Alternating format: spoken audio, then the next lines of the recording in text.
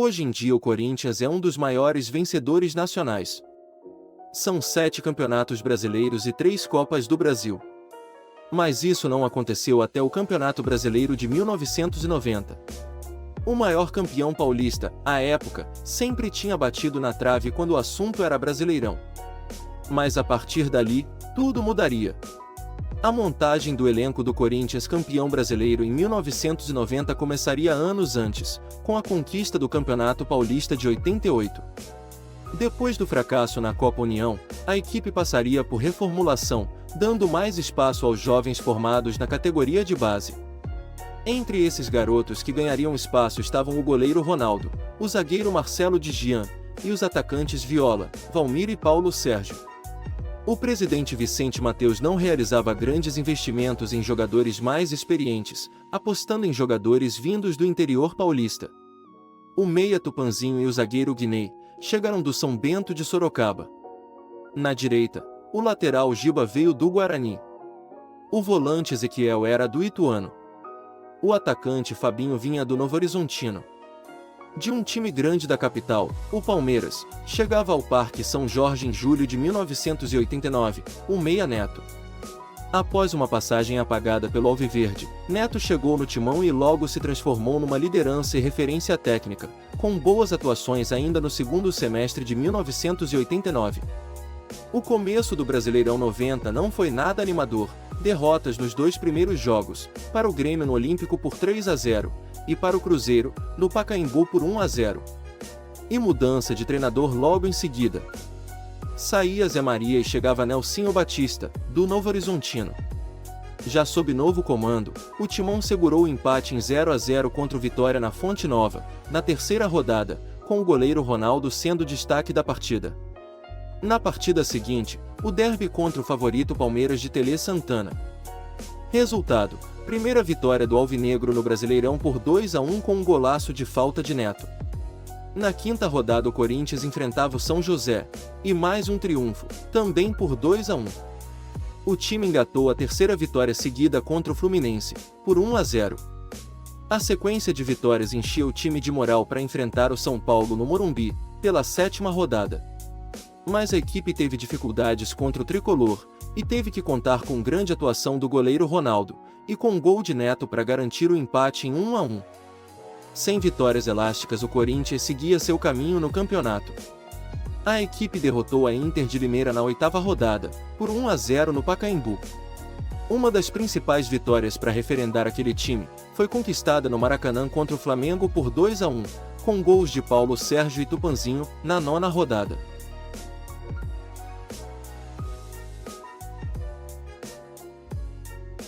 Neto, de falta, novamente dava vitória para o Timão contra o Náutico. Na primeira rodada da segunda fase do campeonato, o Corinthians empata com o Bragantino no movimentado 2-2. Os gols do time paulistano foram anotados por Neto e Fabinho. Na segunda rodada 0-0 contra o Bahia em casa, indicava um duro caminho pela frente. O mesmo resultado de 0-0, contra a Portuguesa, na rodada seguinte. Seria na quarta rodada que a invencibilidade de Nelsinho à frente do time seria quebrada. Os corintianos perderam na visita ao Botafogo por 1-0. Na partida contra o Vasco, no Morumbi, mais um empate em 0-0. O quarto jogo sem balançar as redes e o quinto sem vitória. O Corinthians voltaria a vencer no clássico contra o Santos, no Pacaembu por 1-0, gol de Diney. O Goiás, concorrente direto pela classificação, foi o adversário da 7ª rodada. No Serra Dourada os esmeraldinos bateram o Timão por 3-1 numa tarde pouco inspirada do Alvinegro.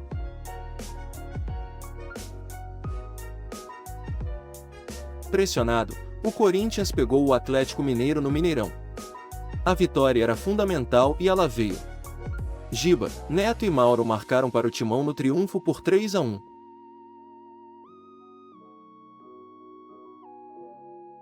Na última rodada o time corria risco de não se classificar devido à fraca campanha na segunda fase. Se o Corinthians perdesse do Internacional no Pacaembu, O Goiás dependia só de um empate contra a Portuguesa no Canindé, já que tinha o melhor saldo. E o Corinthians não só perdeu como foi goleado por 3-0 pelo Colorado. A sorte do time de Parque São Jorge é que a Lusa também venceu o Goiás. O Timão, apesar da derrota, estava nas quartas de final. O Corinthians conseguiu uma difícil virada no Pacaembu. O Galo saiu na frente, mas o Timão contou novamente com Neto, numa das atuações mais marcantes, com 2 gols. A primeira partida terminava 2-1 para os paulistas.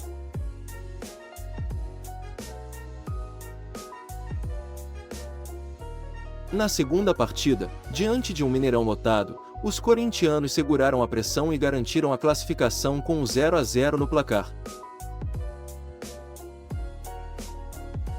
O Bahia, dono da terceira melhor campanha e tendo como base parte da equipe campeã de 1988, era o adversário do Corinthians na semifinal. O roteiro seguiu parecido com o do jogo contra o Atlético Mineiro no Pacaembu. O Bahia saiu na frente do marcador. Os corintianos chegariam ao empate graças a um gol contra do jogador do Bahia. Coube ao craque do time, Neto, de falta, virar a partida para o alvinegro. 2-1 na primeira partida.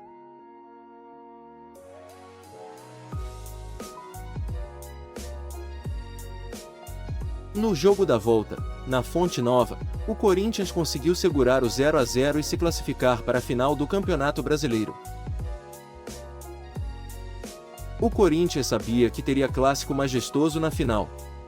O São Paulo, de Tele Santana, que havia assumido o comando do tricolor no início do segundo turno vindo do Palmeiras, tinha eliminado o Grêmio, time de melhor campanha.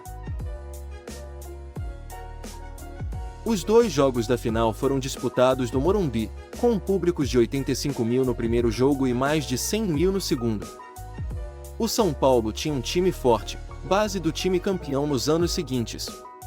Zete era o goleiro, com Cafu e Leonardo nas laterais, além de Antônio Carlos e Ivan na zaga. O meio contava com o trio formado por Flávio, Bernardo e o craque Raí, mais solto para se somar ao ataque. Já na frente, enquanto Mário Tilico e Elivelton garantiam velocidade nas pontas, Eliel era o centroavante.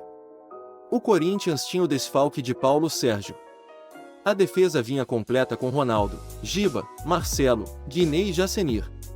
Márcio teria a companhia de Wilson Mano na cabeça de área. Fabinho e Mauro abririam pelos lados.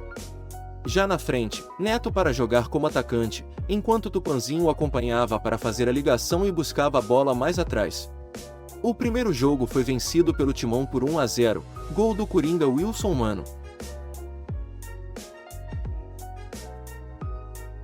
No segundo jogo, Tele repete a escalação do São Paulo e Nelsinho faz o mesmo com o Corinthians.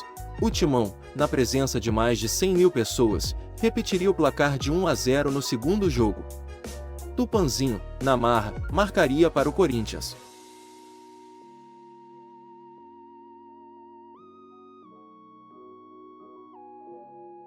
Depois de décadas, na superação, o Corinthians finalmente vencia um título nacional. Uma massiva invasão de torcedores corintianos ocorreu no gramado, carregando nos braços muitos dos heróis do título inédito. O primeiro de muitos,